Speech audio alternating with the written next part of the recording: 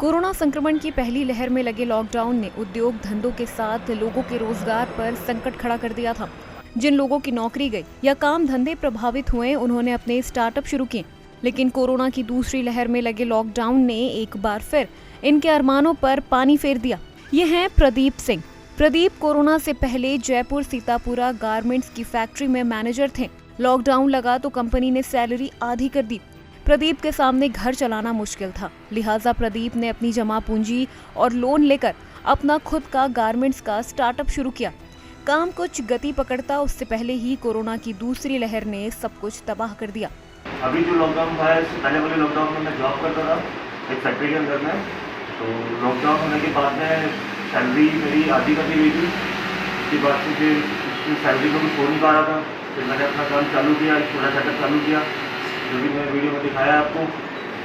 उसके बाद में फिर स्टार्ट करते 2 महीने बाद फिर से लॉकडाउन स्टार्ट हो गया। हमने तो कहीं से थोड़ा बहुत पैसा अरेंज करके छोटा काम चालू किया था। अब दिक्कत ये आ रहा है कि जैसे कोई भी चीज़ शॉप वगैरह सब बंद है, तो ज़्यादा वगैरह हम लेके आते हैं तो वो महंगा मिल रहा है। कटिंग वगैरह में प्रॉब्लम हो रही है, माल नहीं ले पा रहा है, अच्छा माल नहीं ले पा रहा है। इसी तरह से अतीन सैनी बताते हैं कि उनका कॉलेज, हॉस्टल में मेज एंड हाउसकीपिंग का काम था, लेकिन यह सब बंद पड़ा है। सरकार ने मजदूरों के पलायन को रोकने के लिए कुछ राहत तो दी, लेकिन वो सब लिमिटेड था। स्कूल कॉलेज में बच्चे नहीं होने से ये सब कुछ बंद है। मैं कॉलेजेस, यूनिवर्सिटीज़ के साथ जुड़ा हुआ हूँ काफ़ी सालों से। इस तरीके से मैं आपको समझाना चाहूँगा कि हमारे जितने भी स्टाफ हैं, जितने भी लोग हैं जो कॉलेजेस, यूनिवर्सिटीज़ से जुड़े हुए हैं, जो काम कर रहे हैं, जो छोटे छोटे वेंडर्स हैं, जो कॉलेज यूनिवर्सिटीज़ के साथ एसोसिएटेड हैं, इस समय कम्प्लीटली जॉबलेस हैं। उनके साथ जो आगे चैनल हैं, जो छोटे तबके के लेबर्स हैं, जो अपने गाँव जा चुके हैं, जो इस समय इंडिविजुअली जूझ रहे हैं खाने को, जिनका रोज़ का कमाने का, खाने का काम है, वो आदमी डेली बेसिस पे जूझ रहा है, खाली बैठा है। गवर्नमेंट की तरफ से कहीं कोई रियायत नहीं है, कहीं कोई मदद नहीं है। ऐसे कई लोग हैं जिन्होंने इस तरह से काम धंधे नहीं मिलने पर अपना खुद का स्टार्टअप शुरू किया। इन्हीं में से एक हैं दीप्ति सैनी। दीप्ति वैसे तो मॉडल और राजस्थानी एक्टर्स हैं, लेकिन पिछले 1 साल से मॉडलिंग और शूटिंग बंद होने के कारण उन्होंने अपनी दोस्त के साथ मिलकर दीपरा नाम क्लोथिंग, स्किन और स्टाइलिंग का स्टूडियो शुरू किया। लेकिन काम शुरू होता उससे पहले ही जन अनुशासन पखवाड़ा, फिर रेड अलर्ट जन अनुशासन पखवाड़ा और अब सख्त लॉकडाउन की वजह से सब बंद पड़ा है। एक्टिंग एंड मॉडलिंग फील्ड जो कि काम बहुत अच्छे से चल रहा था, बट बिकॉज ऑफ कोविड-19 काफी सारे प्रोजेक्ट्स डेड हो गए थे।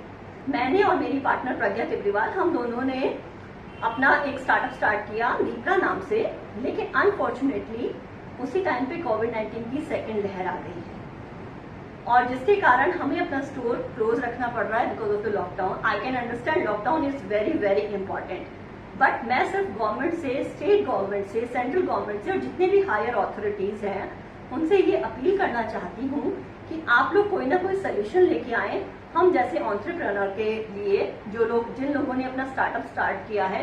क्योंकि lockdown, I can understand this is the only solution for covid, but उसके अलावा भी काफी प्रॉब्लम्स अराइज हो रही हैं, हमें उनके सोल्यूशन पे भी वर्क करना होगा। इन सभी का कहना है कि सरकार को स्टार्टअप शुरू करने वालों के लिए कुछ सोचना और करना चाहिए।